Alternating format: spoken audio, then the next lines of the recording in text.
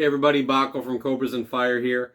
Today I'm going to be doing a little bit of my own unboxing of the Motley Crue 40th anniversary Shout at the Devil box set. Quite an impressive little display here. I was lucky enough to get this for Christmas as, well, it's a fairly expensive box set. I did a couple things to speed it up for you, the viewer. I did this. I've already pulled the plastic off. Has a little hype sticker there, kind of breaking everything down. And on the back side was this kind of like basically an advertisement for everything that comes in it. And what you're left with then is a pretty cool kind of wood grain looking black box with the original album cover on it. If you got it on vinyl anyway. Obviously with the wood grain it looks a little bit different. The original Motley Crue Shout at the Devil release just had the black with kind of a embossed little pentagram on there for you. And we'll get into maybe some of the alternate versions, but for right now we're just going to open the box here. Start by taking off the lid. Okay, well, it's a nice firm fit.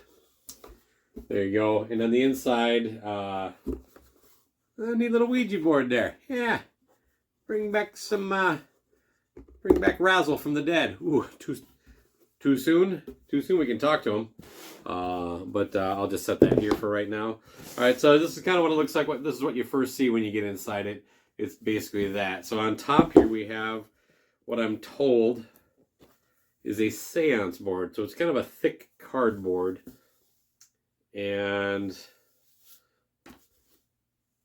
you got your little wood there. And again, it's just kind of a it's like a gloss varnish pentagram on there to make it look, whatever, a little extra shiny in those spots. It hits right over the top of the actual pentagram printing there. I'm not sure how well you can conduct a seance on a piece of cardboard that's mass produced. I would think the spirit world would be a little more finicky, but again, what do I know? Maybe we could reach out to somebody from that. Then you get these little guys here. Hold on. This is like one of those old school record flats you'd see in record stores back in the day. Kind of a variation. There's two of them. Nothing on the back. And they're just, it's actually the exact same artwork. One printed on with a kind of almost a black background. The other one just printed right on white. So not a lot of imagination into that. All right, then we get to the first vinyl record. This is the debut, or the actual record itself, remastered, I'm told. Haven't had a chance to listen to this, but yeah, no extra tracks or anything like that. I always love this, though. Caution, this record may contain backwards messages. I gotta tell you, I don't know if it was Nikki, the band themselves working together, but they had somebody that was very effective at utilizing the satanic imagery and the whole satanic panic that was going on at the time. I know myself, I was very intrigued. I did not have a turntable like I do now where I could properly listen to something backwards. Plus, I originally got this on cassette. But both this, unlike the original cover, this is on a very matte finish, front and back. And unlike the original, it also has there you can see it, the pentagram embossed on the back. I don't remember that anyway. The inside is of course the same. This is the photos that if you bought the cassette, I believe that was the front of the cassette cover. So it's just the original record Tom Werman produced and remastered for the box set apparently. Then we get the only kind of like bonus material album. It's just oh, you know what? I should show the vinyl. It's a very pretty vinyl. So you pull out the inside, you get the lyric sheet on one side, and that I believe that is true to the original pressing. A little thicker paper probably than that had. And then yeah, you get this beautiful kind of like yellow red splattered vinyl. I would have loved a smoke kind of clear with red blood look to it. I think it would have been better, but this is pretty cool. No complaints. And yeah, nothing else inside. So now we'll get to they call it the Shout at the Demos and Rarities. So this one, a very kind of, down and dirty front and back. So side A has Shout at the Devil demo. These are all demos. Shout at the Devil, Looks at the Kill, Knock 'em Dead Kid, and Too Young to Fall in Love. Now, if you're like me, what you like about a good demo is something that I typically like it for a record that I'm already familiar with, and you kind of get to hear kind of the original raw direction that the song was taken, and you get to kind of in your own head kind of imagine the path that took it to where it ended up being eventually. And these definitely deliver on that. They sound pretty good. So these were clearly done in a quality studio of some sort. I don't know if Tom Werman heard these and then produced, or if he was involved in the demoing process. One thing I can take away from it is that I almost like. First of all, this is a perfect record to me as far as, especially for the '80s sleaze kind of scene. It is among the best. So I'm not really complaining, but I actually might like Mick Mars's guitar tone in these demos a little bit better. Side B has Hotter Than Hell, which would wind up on the next record as a song called Louder Than Hell. And I could see that fitting on this record as Louder Than Hell. The Hotter Than Hell, it does seem like it's basically the exact same song, except for they say hotter instead of louder. And I think it is better as louder. So Nikki Sixx hates Kiss, so that might have been why he didn't put it on here. A song called I Will Survive, that really sounds more like something that would have been on Too Fast for Love. Has kind of a merry-go-round and around vibe to it to me. And Black Widow, which has been around for a while, at least as far as being circulated in hearing. I know some diehards get a boner about that, but I don't think I'd take anything off this record, the official release, to replace it with that. Let's take a look at the vinyl. Kind of another cool splatter white vinyl. White is probably my least favorite of colored vinyl. I don't know, for something about it, it just doesn't do it for me, and it might be because some of my white vinyl is some of the worst sounding, expensive records I own. All right, so now we get down to this, and this is kind of what it looks like from here. So this little pull string here was what lifted the albums out, and you can see you got the cassette, a little candle holder here, and some goodies here. I'm going to pull them all out now. So this is not what the original cassette was like at all. It had that inside picture with the four guys there, but it's cool. Little red plastic see-through. Kind of dig that. This is one of the things that I was really looking forward to. It's the Devil Head candle holder. Now, I'm not going to lie. I was expecting it to be a little bit bigger, but I think I prefer it this size. So you put a red candle in it, and then the blood flows out the eyeballs. It's like, melted wax, obviously, but it looks like blood dripping down the eyes of Satan, I guess, the devil. Pretty cool. And again, you kind of got that in the background. You got a nice little red, velvet kind of underlayer thing. So that's a nice touch. Next up, I dropped all over the floor, are the tarot cards, which come kind of packed like that with a little slip piece there. It's just one for each member. Tommy Lee, of course, the lover, the dong.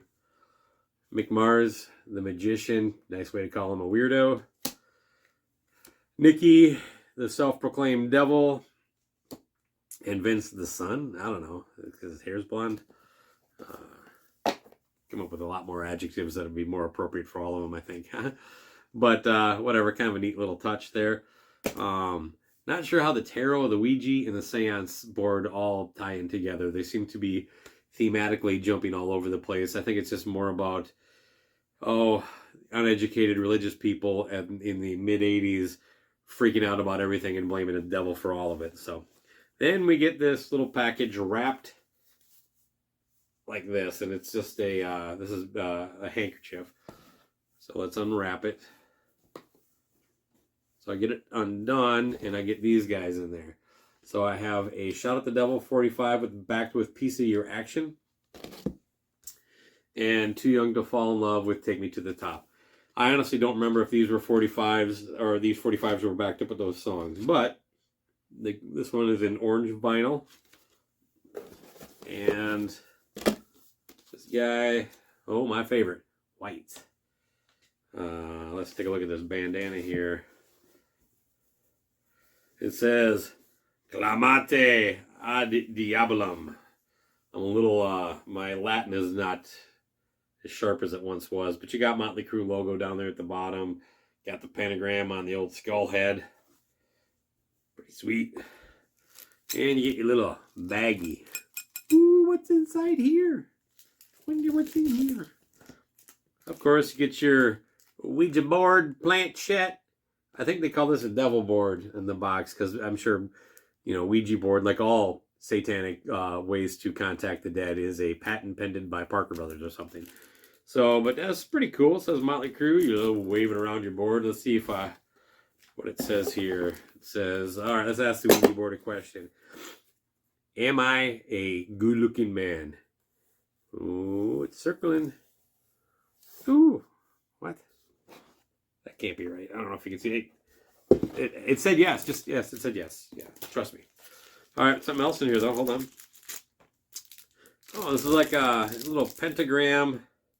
It's got some weird symbols, of course. Again, we're just jumping all over the place theologically. Anthropologically, I don't know, but this is a little spacer for your 45 records that you get.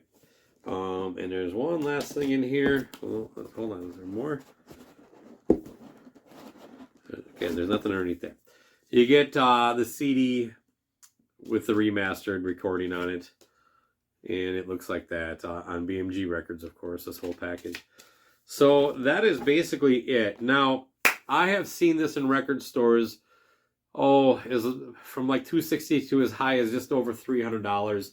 I believe this is on Amazon right now for $150, which I believe, I mean, that's closer to being a fair price point for me. I think what this really needed was a little more on the music side. I would have liked to have seen maybe do a Blu-ray of the US Festival. I know that's out there.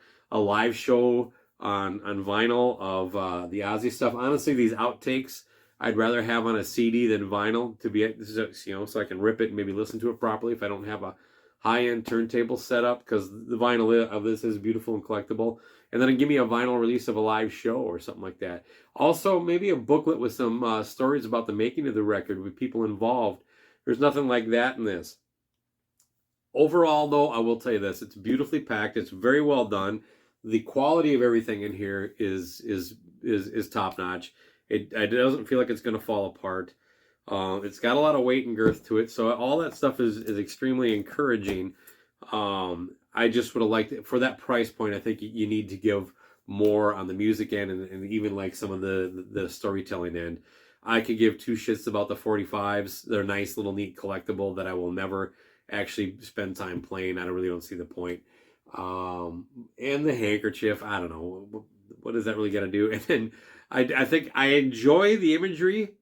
It's all over the place. I have to believe it's just them kind of soaking in everything from the Satanic Panic and just trying to package it in here somehow. I might be giving them a little too much credit, but it does work, even though it's kind of conflicting theologies. But who cares? It's Motley Crue. It's just fun. So this is a very neat collectible. So it's really up to you if it's worth it. Like I said, I think you can get it on Amazon right now for $150. So you've been sitting on this. This might be a great time to jump on it, depending on what time you actually see this video. That said, yeah, I got to tell you, these things hit $200 on a pretty regular basis, and they usually have a lot more music than this gives you to offer. And so that's a little bit of a disappointment, but I'm not mad I got it. This is going to be a cool item that I might whip out and use to brag to people once in a while. And as a Motley Crue fan and a fan of this record, this is one of my favorite records of all time. It came out at a very pivotal point in my life, like a lot of you watching this. So nostalgia-wise, it really hits home and delivers. And it is, at the very least, if it isn't great bang for your buck, it is well done. You're not going to be upset by the presentation unless you order one and it shows up damaged. Other than that, let me know what you think in the comments, and let me know if you want me to do a different one. Peace out.